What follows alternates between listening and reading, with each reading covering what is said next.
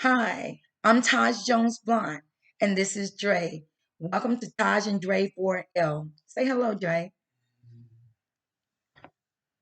I'd like to begin by saying last month during Autism Awareness and Acceptance Month, people were calling and texting and inboxing me, thought something was wrong because we only posted one video. There was nothing wrong. There was something also right.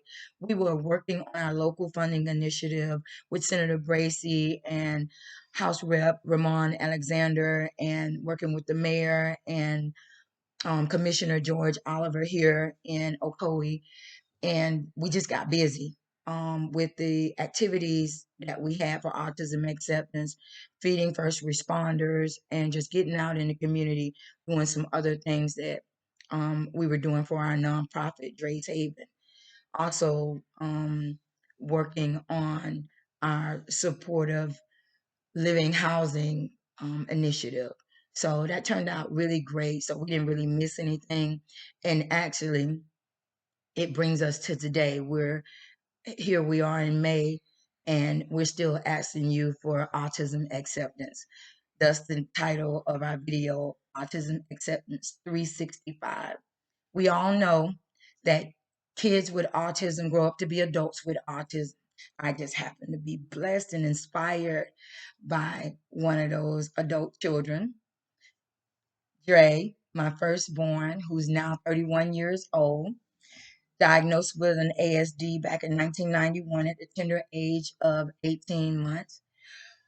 But what you may not know is, also we're celebrating day 10,470 of our autism acceptance journey in our family.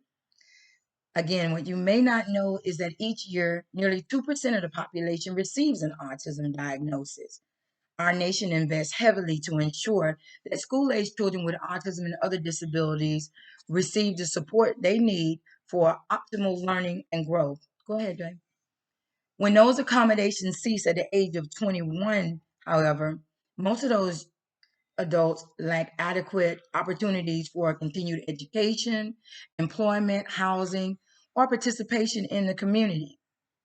Although investment in early education is vital, it is equally important to acknowledge that most of those individuals will spend approximately 60% of their lives as adults without sufficient opportunities to apply the knowledge and abilities that they acquired in school to build meaningful lives beyond the classroom. These otherwise very capable adults often begin to lose key life skills. We must do better as a society to recognize the value adults on the spectrum stand to offer and to take action to invest in their futures. After age 21, young adults with autism across the country are plunged into some level of isolation as they age out of federally mandated public school supports. Those teachers, therapists, and peers who help to create the foundation for learning, acceptance, and growth suddenly disappear as well. And have you ever wondered what happens when the school bus stops coming and picking up these adults? Parents like me know all too well how public investment in the success of these young adults ends right with that school bus service. As the number of autistic children grows, so does the number of autistic adults. Their needs remain much the same as they age, yet the supports they once received does not. Though families like mine are feeling it most acutely, this is an issue for everyone to consider. That tsunami of adults with autism that I spoke about in the first video is very real, and it is coming. Today, an astounding number of adults with autism live with aging parents and caregivers. Dre happens to be one of them. I will turn 55 years old in just a few short months. And on a personal level, I have to tell you that at some point of each and every day, especially throughout this pandemic, I have been frozen with fear for just a brief moment of and asking myself, what's going to happen to Dre if something happens to you? It's a fear that causes the combat level stress that hundreds of thousands of parents are experiencing as they continue to raise their adult disabled children. Despite all the positive and successful images shown in the media, most of our children are somewhat alienated from community life. They're overwhelmingly unemployed and often overlooked for accessibility to affordable housing, meaningful job opportunities, and opportunities to simply contribute to the communities in which they live. The fact is that most face a lifetime of isolation. At our company, at Dre's Haven, and in our family, everyone deserves the opportunity to live productive, fulfilled, and meaningful lives. With this channel, we hope to shine a light on the mostly invisible lives of adults living with autism and other intellectual and developmental disabilities.